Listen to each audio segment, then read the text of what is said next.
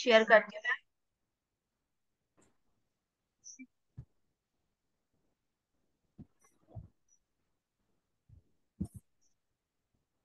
अच्छा, MCQs of forces. अब ये भी आपके पास जो रिसोर्सेस है अराउंड 10 years के हैं, और आपने पांच पेपर में से खुद करने हैं, ठीक है। A skydiver is falling at the terminal velocity. He has not yet opened his parachute. He opened his parachute. What is the direction of both the velocity and the skydiver and his acceleration? Skydiver fall कर रहा है eight terminal velocity, ठीक है। ही yet not open, उसने अभी तक open नहीं किया, लेकिन टर्मिनल वेलोसिटी पे वो आ चुका है। पैराशूट ओपन नहीं हुआ। Hmm. He open his parachute, वो ओपन करता है। What is the direction of both the velocity of the skydiver and his acceleration? जब पैराशूट ओपन हो जाता है तो उसकी वेलोसिटी की डायरेक्शन क्या होगी और उसकी एक्सिलरेशन की डायरेक्शन क्या होगी?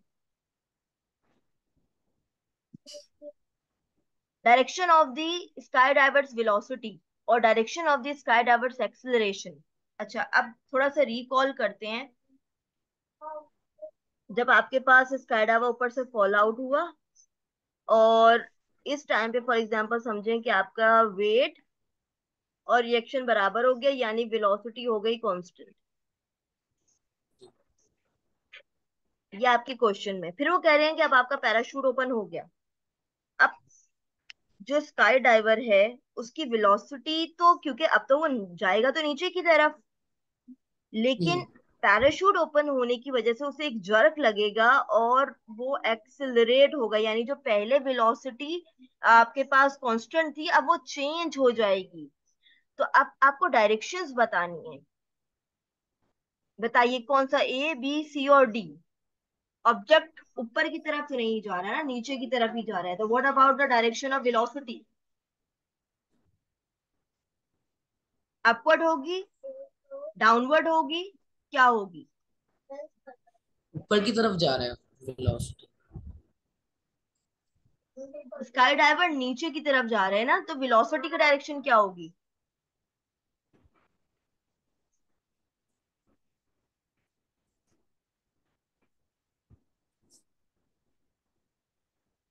डाउनवर्ड्स। वेलोसिटी की डायरेक्शन डाउनवर्ड होगी आपकी। और जो चेंज आया है, तो आपके पास ये जो स्काई डाइवर जो पैराशूट ओपन हुआ है, क्योंकि अब वो वेलोसिटी को डिक्रीज कर देगा, तो इस वजह से एक्सिलरेशन जो है वो अपवर्ड डायरेक्शन में होगी, ठीक है। सही है। एक्सेलरेशन अपवर्ड डायरेक्शन में होगी, क्योंकि वेलोसिटी में चेंज आ जाएगा, अब वो कांस्टेंट वेलोसिटी से मूव नहीं करेगा। तो थोड़ा सा आपके पास एक जर्क आएगा, क्योंकि सरफेस एरिया बढ़ गया, आपका रिएक्शन बढ़ गया। तो इसका आंसर जो है वो सी है। इसको नोट कर लें अपने पास। ये हैंड आउट मैं आपके साथ शेयर कर दूंगा, और in the end of this handout आपके पास मार्किंग स्कीम भी होगी।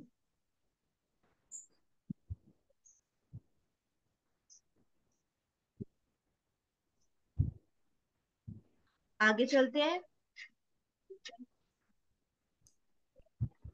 Question number 2। A force of 20 newton pushes an object of 5 kgs।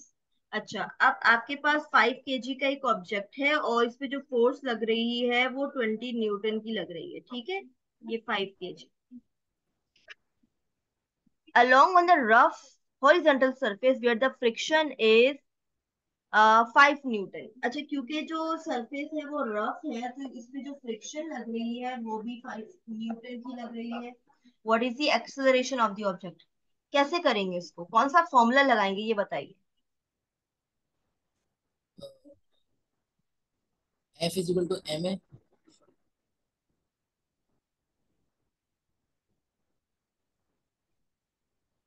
कौन सा फॉर्मूला लगेगा? एक्सेलरेशन निकालनी एफ। है। जी।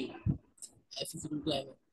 और आपको मास गिवन है, फोर्स गिवन है, तो हम जो फॉर्मूला लगाएंगे वो F is equals to ma लग गया, ठीक है। लेकिन अब दो फोर्सेस गिवन है ना, तो हमें रिजल्टेंट निकालना पड़ेगा। याद करें वो जो हमने कैलकुलेशंस की थी वो बिल्कुल इसी तरह की थी, अब वो एमसीक्यूज में अप्लाई हो रही हैं। तो आपने इन 20 दोनों का माइनस। रिजल्टेंट निकाला है, ठीक है। तो आपने क्या किया, 20 - 5 रिजल्टेंट फोर्स निकाल दी। और रिजल्टेंट फोर्स आपके पास आ गई 15 न्यूटन। अब मास क्या है, आपने वो रखा, मास इज 5 और हमें एक्सेलरेशन निकालनी है, तो एक्सेलरेशन एज इट इज आ गया, मास नीचे जाके डिवाइड हो गया, so acceleration is equals to 15 divided by, sorry 5, so your answer will be 3। 3। ठीक है, तो ऊपर से आंसर उसका हमारा 3 है, तो 2 का सी इज राइट। क्लियर है, आगे चलते हैं। The other question is from inertia topic. Inertia of the body is the resistance to change the motion. यही होता है ना inertia, क्योंकि वो अपना मोशन को चेंज नहीं करना चाहते, तो वो मोशन जो चेंज हो रहा होता है उसको रेजिस्टेंस देता है, ऑपोजिशन देता है। Which property is the measure of bodies inertia? कौन सी प्रॉपर्टी अप्लाई होती है इनर्शिया के साथ? Mass. Mass, very good. So mass is the right answer, number B. हमारे पास बी इसका राइट आंसर है। Number 4, a propeller on the board pushes a water backward. ये जो प्रोपेलर है, ये वो पुश कर रहा है आपके पास ऑब्जेक्ट को in the backward direction.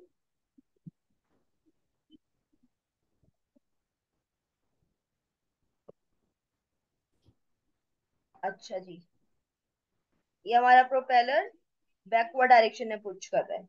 The board moves through the water against the total resistive force of 800 Newton. और इस बोर्ड पर जो एयर वाटर ड्रैग लग रहा है, जिस रेजिस्टिव फोर्स, क्योंकि वाटर में मूव करी तो वाटर की वजह से जो वाटर ड्रैग लग रहा है वो 1800 न्यूटन का लग रहा है। प्रोपेलर आगे मूव कर रहा है 2000 न्यूटन से। According to Newton's third law, this is very important thing, what is the forward force on the propeller due to the water? क्या होगी फॉरवर्ड फोर्स? 2000 न्यूटन। जी बेटा, 2000 न्यूटन। 2000 न्यूटन। कैसे आंसर किया आपने? क्योंकि वो रिएक्शन फोर्स है ना, जितनी पीछे जा रही उतनी आगे जाएगी।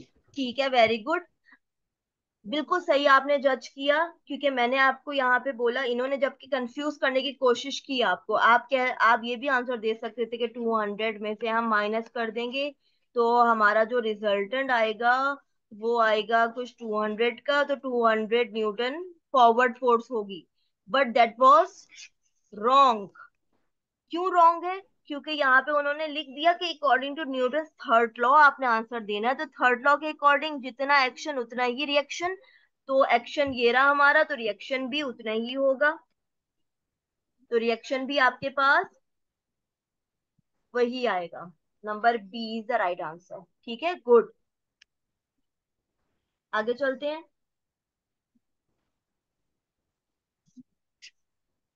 A wooden block is pushes across the table at the constant speed। अच्छा, आपकी ना एमसीक्यूज में ही हिंट्स होती हैं, तो उन हिंट्स को ग्रैब करना सीखें।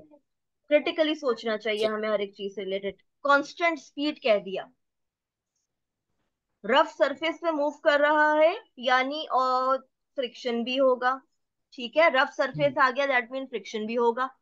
और कांस्टेंट स्पीड कह दी, इसका मतलब है कि मेरी जो रिजल्टेंट फोर्स है वो जीरो होगी, एक्सेलरेशन जीरो होगी। ठीक है, आपने इस चीज को एनकाउंटर कर लिया, रिकॉल कर लिया।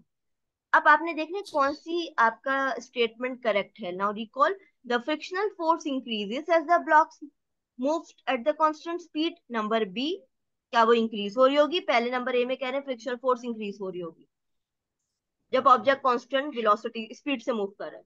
बी में कह रहे हैं frictional force is equal and opposite to the pushing force. C कह रहे हैं a frictional force is greater than the pushing force, a frictional force is less than the pushing force. What do you think, which one is right? B. B is right। क्योंकि जब उन्होंने constant speed कह दिया, इसका मतलब है कि resultant force बराबर होगी, और रिजल्टेंट फोर्स कब बराबर होगी? जब ये फ्रिक्शनल फोर्स पुशिंग फोर्स के इक्वल होगी। तो इक्वल और अपोजिट ही है, आप देख रहे हो ये इस डायरेक्शन में लग रहा है तो ये इस डायरेक्शन में लग रहा है, जब भी आपका रिजल्टेंट जीरो है। ठीक है, तो हमें हर क्वेश्चन को बहुत क्रिटिकली सोचना है, तो हमारे सामने बहुत क्लियर आंसर्स आ जाएंगे। नाउ क्वेश्चन नंबर 6,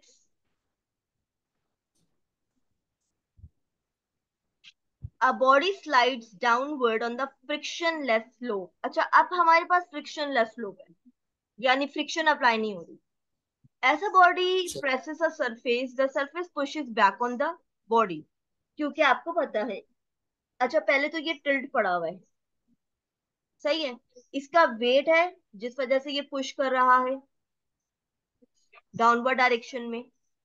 मैंने वेट ऐसे क्यों नहीं लिया, इसका आंसर दोगे आप? मैंने वेट ऐसे क्यों लिया? टिल्टेड है इस वजह से। क्योंकि इसका आपका ऑब्जेक्ट टिल्ट पड़ा हुआ है, अगर वो स्ट्रेट पड़ा होता तो फिर वेट डाउनवर्ड इसी तरह से होता। सही है। अब क्वेश्चन क्या सही। है? ऐसा body presses on the surface pushes back on the body.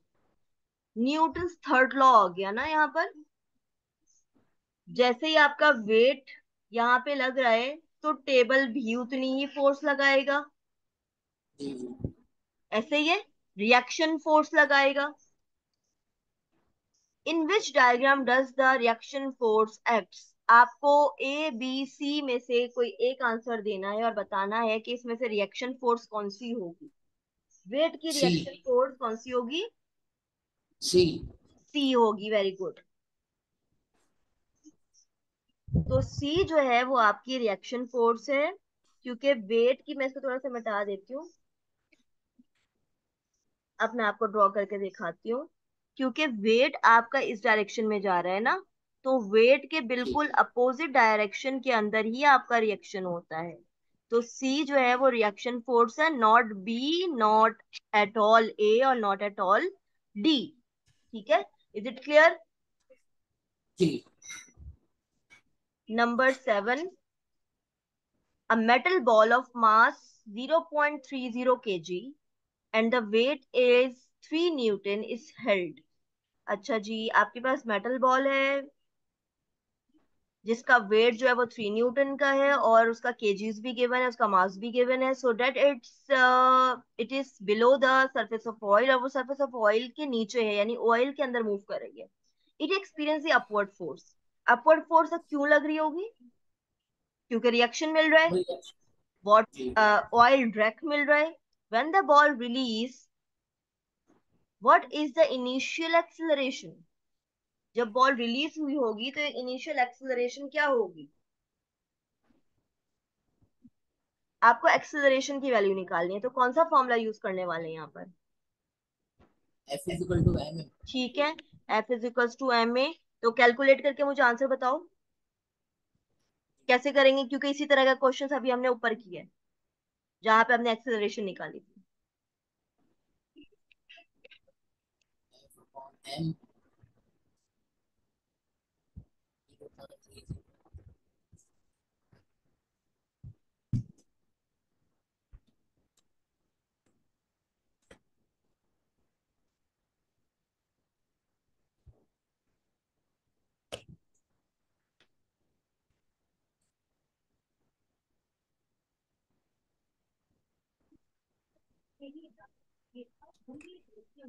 जी, क्या आंसर आ रहा है? 9। ठीक है, 9, वेरी गुड, 9 ही आ रहा है आपके पास।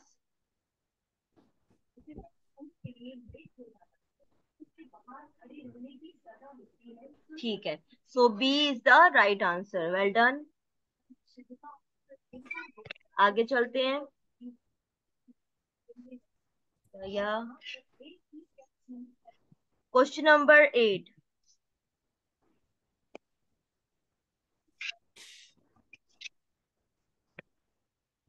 A man pulls a sledge of mass 25 kg across a leveled ground.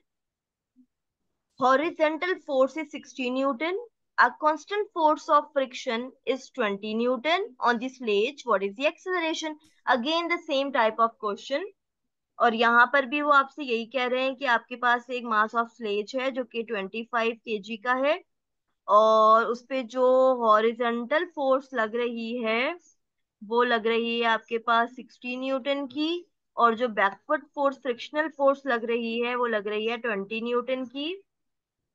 जी। तो आपको निकालनी है एक्सिलरेशन। इस तरह के क्वेश्चन आपके पास बहुत आते हैं पेपर में, तो ये आपके लिए बहुत इजी हो गया क्योंकि ये आपको करना आ गया है। रिजल्टेंट निकाल लो यहाँ से, 60 - 20 40 हो गया। जी। अब इसको अलाइन कर लें। acceleration is equals to force over a. now force you have is 40 और मास यहाँ पे 25। तो निकाल लें क्या आ रहा है। 1.6 मीटर पर सेकंड स्क्वायर। 1.6, ठीक है, very good. So B is the right answer. Marking भी मैं साथ साथ चेक कर रही हूँ, मार्किंग में भी बी ही आ रहा है। ठीक है, नीचे मार्किंग स्कीम दी हुई भी है। Question number 9, a person just supported a mass supported by the root. अच्छा, ये जो मास है उसको सपोर्ट दिया हुआ है इस पर्सन ने, यहाँ टेंशन सही। देकर। ठीक है। What is the resultant force acting on the mass, यहाँ पर कौन सी फोर्स लग रही होगी, जीरो। कितनी फोर्स लग रही होगी। 0 Newton. F is equals to M a. Mass आपको पता है, एक्सिलरेशन क्या होगी, ऑब्जेक्ट कहाँ जी। पर है, फ्री फॉल पे है ना, अंडर द ग्रेविटी जी। है ना। तो एक्सिलरेशन की वैल्यू हम जी। क्या रखेंगे,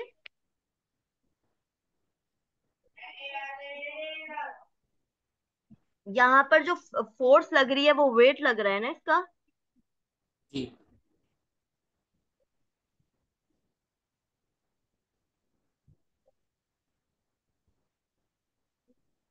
तो जो फोर्स इस पे लग रही है वो वैल्यू ऑफ ग्रेविटी के बराबर होगी ना। जी। यहाँ पे जो नाइन पॉइंट फोर्स एट लग रही है वो वैल्यू ऑफ ग्रेविटी के बराबर होगी, 9.8 के बराबर होगी, ऐसे ही है। वो पूछ रहे हैं जी। इस पे फोर्स कितनी लग रही है, तो फोर्स कौन सी लग रही है, क्योंकि ये दोनों बराबर हैं, टेंशन देके सपोर्ट दिया हुआ है, बराबर है। तो ये वाली जो फोर्स है वो 9.8 के बराबर है। सही है। तो आपसे वो ये फोर्स पूछ रहे हैं, डाउनवर्ड फोर्स जो लग रही है, जो रिजल्टेंट फोर्स लग रही है जिसपे ये बराबर है।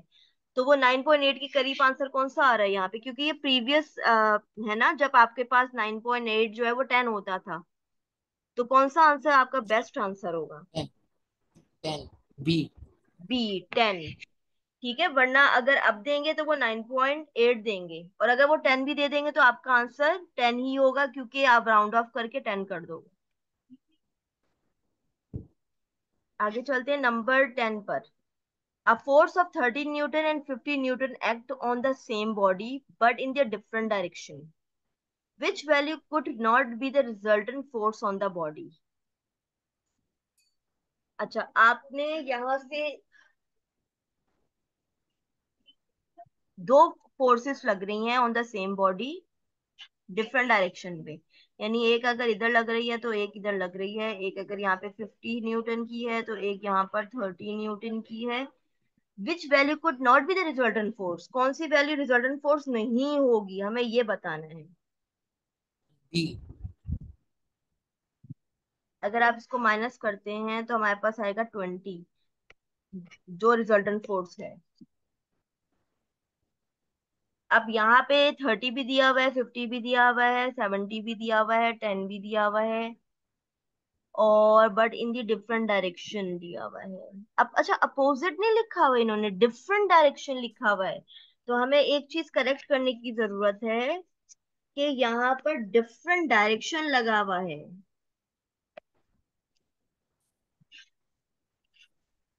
डिफरेंट पॉइंट्स पर फोर्स लग रही है, अगर एक 30 तो एक 50।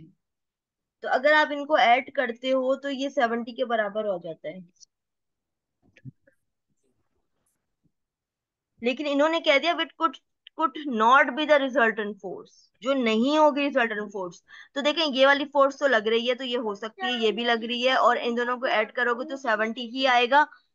तो आपके पास जो कुड नॉट कह रहे हैं, जो फोर्स नहीं हो सकती, वो कौन सी होगी, 10। 10। ये बात समझ आई आपको, विच कुड जी। नॉट कह रहे हैं जो नहीं होगी।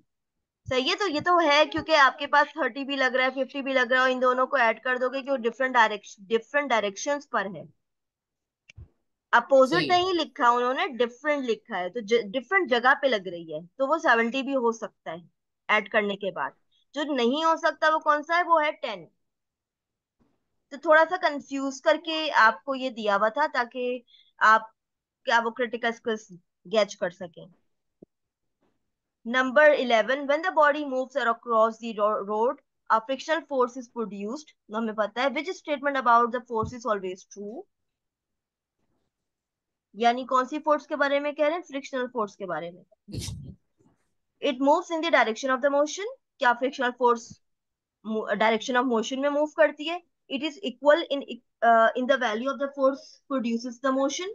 क्या फ्रिक्शनल फोर्स बराबर होती है हमेशा। It makes the body recoil in the opposite direction after stopping it. It opposes the motion across the surface. Which statement describe frictional force? What do you think?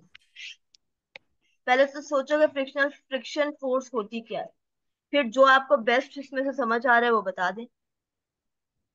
D लग रहा है। D है बिल्कुल, क्योंकि ये अपोज करता है motion को अक्रॉस द सरफेस, वो रिकॉइल नहीं करता। और ना ही वो इट एक्ट्स इन दी, और ना ही सेम डायरेक्शन में होती है, हमेशा अपोजिट डायरेक्शन में होती है। It makes a body, it is the in equal value भी नहीं होती, कभी कम होती है कभी ज्यादा होती है depending on the situation. It makes a body recoil, recoil नहीं करती है वो बॉडी को। Number D is the right one. आगे चलते हैं नंबर 12 की तरफ। A tractor pulls a trailer at the constant speed. The tractor exert a forward force of 16 Newton on the trailer. What is the force exerted by the trailer on the tractor? अगर tractor 16 Newton की force exert कर रहा है तो trailer कितनी की करेगा। 300 Newton backwards. वो भी उतने की करेगा, backward force according to Newton third law. तो B is the right answer. जितने की फॉरवर्ड फोर्स उतनी ही backward force. This is the understood thing. Now number 13। An aeroplane is halfway along a runway before its takeoff. The arrow shows the direction of the four forces acting on the aeroplane. जब aeroplane take off करने वाला होता है, अभी land नहीं किया, runway पे take off करने वाला है, ठीक है। Halfway along a runway before its take off, कौन कौन सी जितनी भी फोर्सेस अभी इस पे लग रही हैं वो इन्होंने बताई हुई हैं आपको। एक उसका वेट है, फिर उसका रिएक्शन मिल रहा है, आपकी फॉरवर्ड फोर्स है, force on the wheel from the ground है, व्हील पे जो फोर्स लग रही है, और फिर ग्राउंड जो उस पे फोर्स लगा रहा है वो है lift acting on the wings. A drag force on the aeroplane is negligible. वो कह रहे हैं जो पीछे से ड्रैग फोर्स लग रही है, क्योंकि अभी वो उड़ना स्टार्ट हुआ है, वो निग्लिजिबल है। जाहिर सी बात है अभी मोशन शुरू हुआ है, तो जब मोशन स्टार्ट होता है तो उस टाइम एयर रेजिस्टेंस कम होती है ना, निग्लिजिबल है, ना होने के बराबर है। हाँ, जब मोशन बहुत ज्यादा हो जाता है तो मोशन के साथ साथ एयर रेजिस्टेंस की वैल्यू बढ़ती जाती है। यही एग्जांपल है ना, जब आपके पास जी। ऑब्जेक्ट नीचे गिरता है तो उस टाइम सिर्फ वेट होता है, क्योंकि वेलोसिटी उस टाइम जीरो होती है और फिर ग्रेजुअली बढ़ना शुरू होती है, तो फिर आर की वैल्यू बहुत कम होती है उस टाइम। तो यहाँ पर भी ऐसा ही है, क्योंकि अभी टेक ऑफ होने की तैयारी हो रही है, हल्का हल्का जब मूव कर रहा होता है, तो एयर रेजिस्टेंस निग्लिजिबल है। द ग्रेविटेशनल फोर्स इन्होंने कहा कि वो 10 है, आप 9.8 हो गए। The acceleration of the aeroplane is 2। What is the largest force, सबसे लार्जेस्ट फोर्स अभी क्या होगी इस पर। Engine force. सबसे लार्जेस्ट फोर्स अभी इसमें क्या होगी, ये होगी, ये होगी, ये होगी, या ये होगी।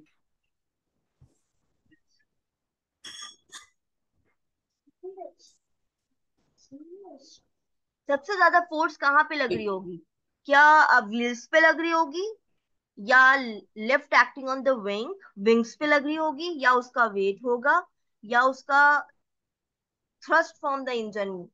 क्योंकि अभी तो वेलोसिटी बहुत कम है तो ये हो नहीं सकता। सही है। वेट। ना ये हो सकता है, ना व्हील के ऊपर जो ग्राउंड फोर्स लगा रहा है अभी ये फोर्स भी बहुत ज्यादा नहीं होगी। Lift acting on the wheel, wings. हाँ, विंग्स पे जो फोर्स पड़ रही है यहाँ पर वो ज्यादा हो सकती है इस टाइम पर। तो आपका बेस्ट आंसर क्या हो गया ये। इस लेफ्ट मतलब विंग्स पे कैसे वेट पड़ा होगा? जी बेटा। विंग्स पे कैसे ज्यादा वेट पड़ा होगा, ज्यादा फोर्स में से? वे विंग्स पे आपके पास एयर हिट कर रही होगी ना, बाकी वेट तो बैलेंस हो गया होगा रिएक्शन से। इसी तरह यहाँ पर जो आपका व्हील है वो भी ग्राउंड, व्हील जो फोर्स लगा रहा होगा वो भी उतनी ग्राउंड लगा रहा है, तो ये भी बैलेंस्ड है। तो यहाँ पे जो फोर्स अभी बैलेंस नहीं है वो ये वाली विंग्स पे जो फोर्स लग रही है वो ये है। तो सबसे ज्यादा जो अभी फोर्स होगी वो इसके विंग्स पर होगी, क्योंकि ये बैलेंस्ड नहीं है इस टाइम, क्योंकि एयर रेजिस्टेंस कम है। क्लियर हुई ये बात। यस रियान।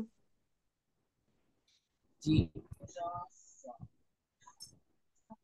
जी बेटा, ये बात क्लियर हो गई। जी। आगे चलते हैं फिर।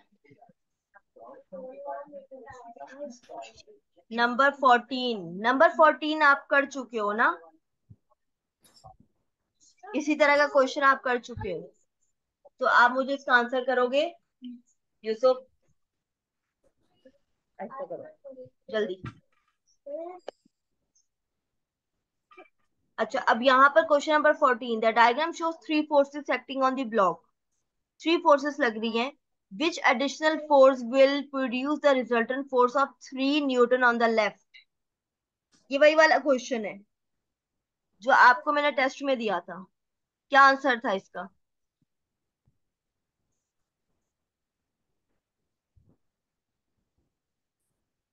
ये क्वेश्चन आप खुद सॉल्व करने वाले हो, क्योंकि ये वाला क्वेश्चन मैं आपको समझा चुकी हूँ टेस्ट में। इसका मुझे बताइए आंसर क्या होगा। 6 newton to the left, to the right, 6 newton to the right. B. Number 14 का 6 है, ठीक है, वेरी गुड। नंबर 14 का बी आंसर आ रहा है, that is 6 newton to the right, ठीक है, वेरी गुड। क्योंकि ये हमने किया था, हमारे टेस्ट में भी आया था, मैंने उस टाइम आपको एक्सप्लेन किया था, ये बिल्कुल वही वाला क्वेश्चन था। Number 15, a front wheel of the tyre is turn in the clockwise direction. आपको डायरेक्शन बताई हुई है, क्लॉकवाइज डायरेक्शन में मूव कर रहा है by the engine as a car accelerate, और कार एक्सेलरेट कर रही है, आगे की तरफ जा रही है towards the right,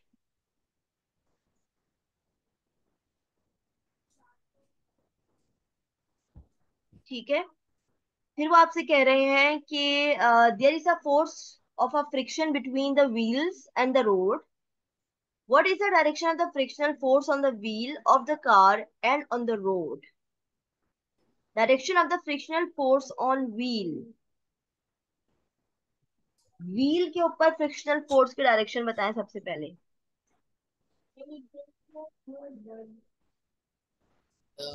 back left पे हो। व्हील इस डायरेक्शन में जा रहे हैं, तो फ्रिक्शनल जी। फोर्स कहाँ होगी, बैकवर्ड अपोजिट टू लेफ्ट पे। इट, राइट डायरेक्शन हम्म। में। व्हील की फ्रिक्शनल फोर्स कहाँ हो गई, राइट डायरेक्शन में, तो आप यहाँ पे अभी लिख दो राइट। अब देखते हैं direction of the frictional force on the road. अब रोड से फ्रिक्शनल फोर्स की डायरेक्शन क्या होगी, फॉरवर्ड मोशन, राइट में है, तो रोड से कौन सी डायरेक्शन होगी फ्रिक्शन फोर्स की, लेफ्ट। फ्रिक्शन फोर्स हमेशा मोशन के अपोजिट होता है, तो यहाँ पर टायर क्लॉकवाइज डायरेक्शन में जा रहा था, लेफ्ट डायरेक्शन में जा रहा था, clockwise is the left one, तो फ्रिक्शनल फोर्स राइट हो गई। मोशन आपका गाड़ी का राइट की तरफ है, तो फ्रिक्शनल फोर्स लेफ्ट हो गई। So now choose the best answer. A B C और D, please the best one. ये बात क्लियर हो गई। नहीं वैसे, क्योंकि फ्रिक्शनल टा- फोर्स पीछे की तरफ नहीं थी। टायर पीछे की तरफ जा रहे हैं ना, टायर का मोशन बैकवर्ड डायरेक्शन में है, ये देखें, इस तरह से। पहले वाले का चूज कर रहे हैं अभी हम। टायर क्लॉकवाइज डायरेक्शन में जा रहा है, लिखा हुआ है। बैकवर्ड जा रहा है ना बस। बैकवर्ड हुआ, तो फ्रिक्शनल फोर्स क्या होगी इसकी? Forward, right direction. बात क्लियर हुई? मोशन क्या है? मोशन आपका कार का मोशन क्लॉकवाइज है, लेफ्ट डायरेक्शन में। कार का मोशन, सॉरी कार का नहीं, टायर का मोशन। टायर पीछे की तरफ जा रहा है ना, जब भी तो गाड़ी आगे की तरफ जा रही है। जब टायर पीछे की तरफ जा रहा है तो फ्रिक्शन फोर्स उसके अपोजिट हुई, फॉरवर्ड यानी राइट। तो सी, ये वाला आंसर सही हुआ। ठीक है, अब वो कह रहे हैं direction of the friction force on road. गाड़ी आगे की तरफ जा रही है, तो रोड कहाँ जा रही है? पीछे की तरफ। तो फ्रिक्शन कहाँ हो गई? Towards left. क्लियर है अब? जी। क्योंकि उन्होंने क्लॉकवाइज लिख दिया था यहाँ पे, तो हमने थोड़ा सा क्रिटिकली, और डायरेक्शन भी बताई हुई है, तो हमें थोड़ा सा क्रिटिकली सोचना था। अब देखो इन्होंने डायरेक्शन भी बताई है कि टायर इस तरह से मूव कर रहा है, यानी बैकवर्ड डायरेक्शन। तो फोर्स हमेशा अपोजिट होती है, राइट हो गई। गाड़ी आगे मूव कर रही है, तो ये वाली लेफ्ट हो गई।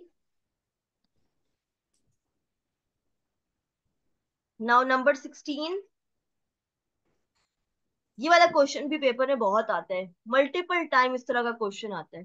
Which object has the greatest resultant force? निकाल के बताइए। कैलकुलेट करें अभी और बताइए क्या सबसे ज्यादा किसकी होगी। ये हो गया 20, दोनों एक डायरेक्शन में है। 30, 30 - 20, इस पर 10 की लग रही है।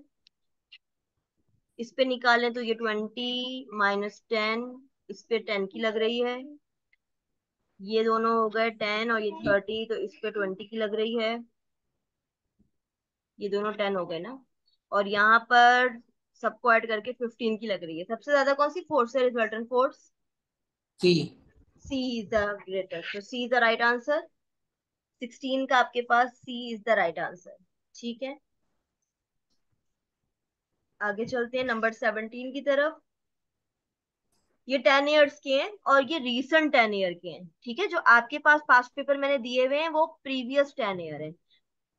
आपका मैंने होमवर्क असाइन किया हुआ है। अब आप जब भी मेरे पास आओगे वो करके लेकर आओगे, और जो उसमें प्रॉब्लम्स हैं वो आप मुझे आके पूछ लोगे, या फिर आप मुझे उसका स्क्रीनशॉट भेज दोगे। ठीक है, आप मुझे उसका इमेज सेंड कर दोगे कि ये वाली क्वेश्चन समझ नहीं आ रहा। तो आपके 20 ईयर से क्वेश्चन हो जाएंगे। In which example does the friction act on the direction of the forward force of the object on which it acts? Now, number 17.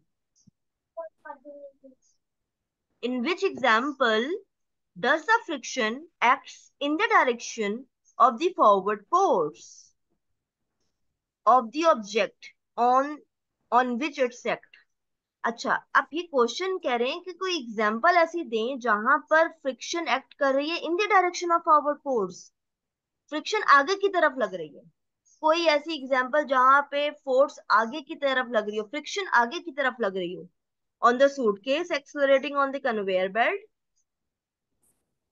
On sandpaper rubbing on the wooden block, on the skies of the skier accelerating downhill, on the smooth snow। अच्छा, अब इन तीनों की बात करते हैं। पहले suitcase, जो conveyor belt से मूव कर रहा है। सूटकेस आगे की तरफ मूव करता है, फ्रिक्शन पीछे की तरफ ही जाती है, तो पीछे की तरफ लग रही है, इसलिए ए तो cancel.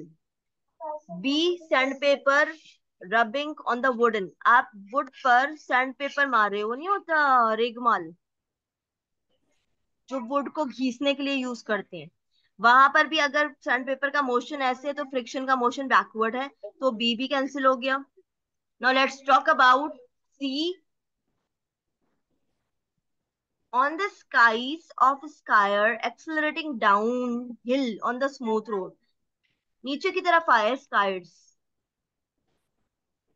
Forward motion, friction backward direction में ही लग रही है यहाँ पर भी, तो C is also cancelled. Now talk about D. On the tyre of the braking car, जब आपने ब्रेक अप्लाई कर दी गाड़ी पर आपने ब्रेक अप्लाई कर दी, गाड़ी पर ब्रेक अप्लाई कर दी तो यस, अब आपका मोशन स्लो हो रहा है ना, तो मोशन बैकवर्ड, यानी अब आप स्लो हो रहे हो, तो चेंज इन वेलोसिटी आ गई, एक्सेलरेशन आ गई, और आपका जो फ्रिक्शन है अब वो आगे की तरफ लगेगी, क्योंकि गाड़ी में आप ब्रेक अप्लाई कर दी। तो D is the right answer here. ये बात क्लियर है? जी। तो आपने पहले जब भी आपको कोई चीज समझ नहीं आती ना, तो हमेशा आपने हर क्वेश्चन को, हर पार्ट को क्रिटिकली देखना है कि अच्छा ऐसा, इसमें तो ऐसा नहीं हो रहा, इसमें भी ऐसा नहीं हो रहा, इसमें भी ऐसा नहीं हो रहा, तो फिर that was the right answer. ठीक है, इस तरह हम सही आंसर की तरफ पहुंच जाते हैं। इसकी मार्किंग स्कीम भी चेक कर लेते हैं। डी ही राइट आंसर है। ठीक है, नाउ नंबर 18।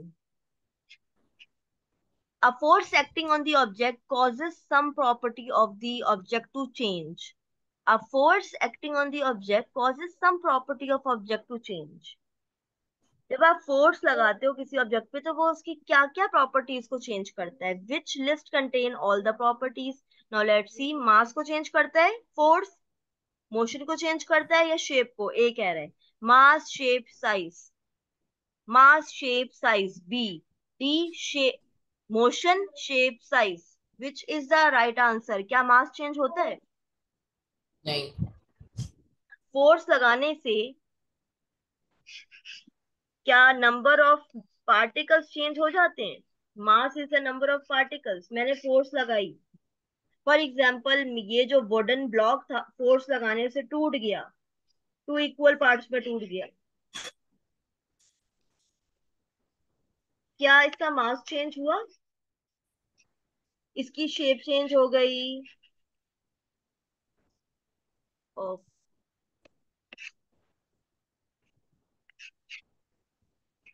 शेप चेंज हो गई इसकी, और इसका, मैं शेप की स्पेलिंग गलत लिख रही हूँ बार बार, रुक जाइए, इसका साइज चेंज हो गया, क्या इसका मास चेंज हुआ? हो गया। जितने पार्टिकल्स पहले थे उतने पार्टिकल्स अभी हैं, 1 2 3 4 5 6, 1 2 3 4 5 6, आधे आधे हो गए। सॉरी, 12 थे, 6 यहाँ चलेगा, 6 यहाँ चलेगा। साइज चेंज हुआ? हाँ, हो गया साइज। साइज चेंज नहीं हुआ। तो इन तीनों में मास है, ये तीनों तो हट गए। यस, मोशन चेंज हो जाता है। अगर मेरी गाड़ी पर फ्रिक्शनल फोर्स लग रही है, तो उसका मोशन को अफेक्ट